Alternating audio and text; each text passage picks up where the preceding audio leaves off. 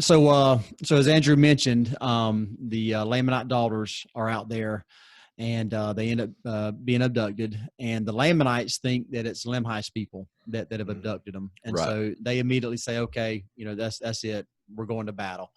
And they end up with their towers. They see the Lamanites are coming in, and Limhi's prepared now. He's ready. He's ready to battle as well. Right. And it says in verse. I love this verse. It says, "And it came to pass that the people of Limhi began to drive the Lamanites before them, yet they were not half so numerous as the Lamanites, but they fought for their lives and for their wives and for their children. Mm-hmm. Therefore they exerted themselves, and like dragons did they fight." Yeah. And so they drove him back. They ended up winning that battle there, and they begin. Go ahead. I was going to say this whole thing could have been avoided with a little bit of communication. That's right. I thought, don't we sometimes jump to conclusions? Yes. We just go straight to I kind of know who that person is, or I think they probably did this. That's the type of person this is. So I know this is probably what happened, and just go with it, and never really go talk to that person or go find out really what happened or what the situation is. It's just one of those things where communication goes a long way. And there's just a lot of unnecessary things happen here because of something that those priests did, and here's a lot of people that's going to lose their lives because of no communication, basically, but mostly on the part of the Lamanites, not asking and saying, "Hey, what's up with this? This is people what making happened." assumptions. Yeah, right. So that's a very, very good point. Very good principle to remember and apply in our lives for sure. Mm-hmm.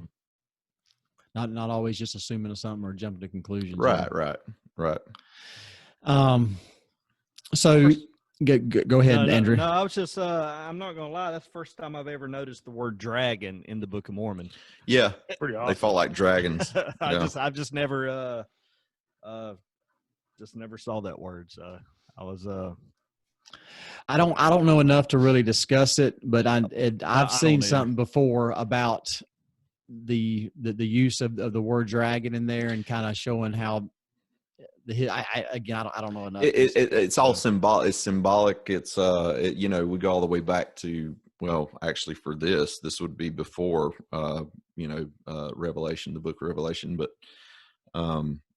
but it's also, I think, dragons. I can't remember. I read something on this, so probably none of this needs to be in the podcast. That's right. We'll have to edit all this. Yeah, it was something to do with talking about true doctrine. Yeah, exactly. That's why I say let's take it out. Yeah, but here we go. It's something to do with description and. Well, this isn't a Sunday mythical. school lesson. We can talk about stuff. Right. Well, it's mythical things. It's right. These are things that were told in fairy tales and such. Also back then, even That's right. Yeah, that's what I was. Getting at. Yeah. One thing that's cool too about dragons too, though, is that the idea of dragons are cross-cultural. That's something, the concept of dragons throughout history have been recorded in all civilizations all around the world. So it's a really, really neat thing. And, of course, you can speculate. There's lots of people like to speculate about what it actually means and the existence of it, because there is, like, when you go back to Asia and Europe and, this is happening in, the Americas, there's all these different people throughout history, that have this idea of dragons, and they're all similar. They're not exactly the same, but they're all very similar. And so it is a really neat thing to kind of, it's a fun tangent to go down, I guess. Yeah. The cool thing is, it wasn't until the 2000s that we actually received a training video of how to train your dragon. Right. That's right.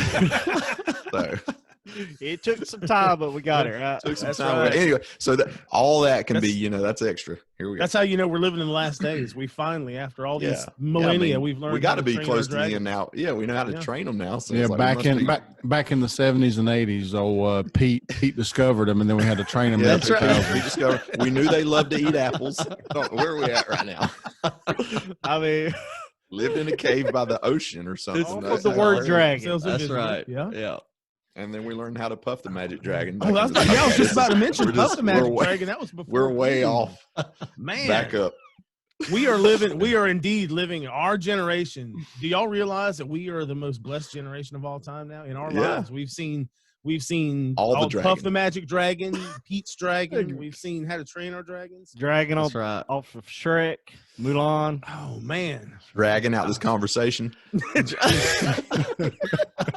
out conversation. That's dragging hilarious. this conversation through Okay. the mud. We're gonna- Let's talk about horses or cows or something else. Y'all are making my job a lot more difficult here. Okay, that's funny. Thing is, nobody talks about this, but everybody wants to debate whether or not horses lived back then during the time of the Mormon. That's right. So that was right, the thought hey. that crossed my mind.